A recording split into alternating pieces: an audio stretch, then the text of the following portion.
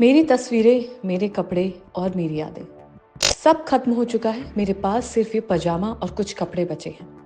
ये कहानी सिर्फ ग्लोरिया की नहीं है। सैकड़ों और लोग इस तबाही से जूझ रहे हैं, जिनकी जिंदगी के अहम हिस्से, यादें और घर इस आग में जलकर खाक हो गए हैं।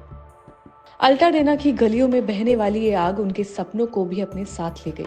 यहाँ लोग सहायता पाने के लिए कतार में खड़े हैं।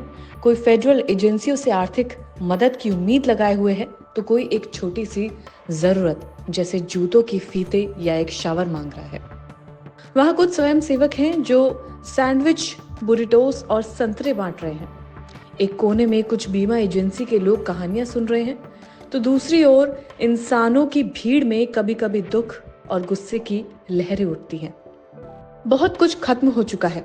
एक शख्स बताता है, मेरे घर की हालत ठीक है, लेकिन मेरी मंगेतर का घर जल चुका है। बहुत से लोगों का सब कुछ चला गया है। अल्टाडेना खत्म हो गई है। वो जगह जो सदियों से यहाँ थी, अब वहां सिर्फ राख बची है। इसे पहले जैसा दोबारा नहीं बना सकते। ग्लोरिया के लिए तबाही मंगलवार दोपहर को शुरू हुई। पहले हल्की सी हवा चली, फिर रात गहराते ही हवा तेज हो गई।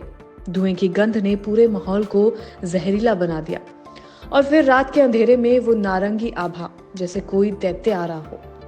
मैंने कोशिश की थी अपने कुत्तों को बचाने की, पर वो नहीं बच सके। ये आग सब कुछ निकल गई। अब ग्लोरिया के पास ना घर है, ना उनके सपने। मुझे समझ नहीं आता कि अब मैं कहाँ जाऊं।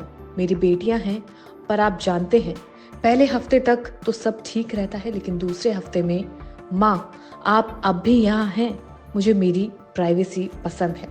ग्लोरिया सैंडोवल और उनके जैसे कई लोगों की जिंदगी अचानक से बदल गई।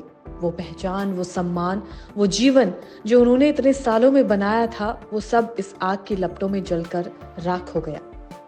आज वो बस अपने खोए हुए घर की यादों के साथ इस सवाल का सामना कर रही हैं कि अब आगे क्या। ये कहानी सिर्फ ग्लोरिया की नहीं है, ये कहानी उन सभी की है जिन्होंने आग के इस प्रचंड रूप में अपनी जिंदगी खो दी है।